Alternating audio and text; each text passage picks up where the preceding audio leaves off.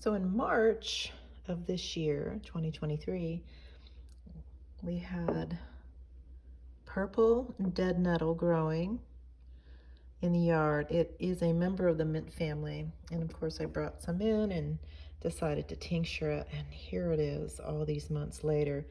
And I opened it up and smelled it, and it smells a little bit like spinach to me. Anyway, it's wonderful for allergies, among other things, and I decided I would go ahead and um, decant it today. So that's what I'm about to do. I'm going to pour it into this nut bag, and then I'll let it strain into this measuring cup.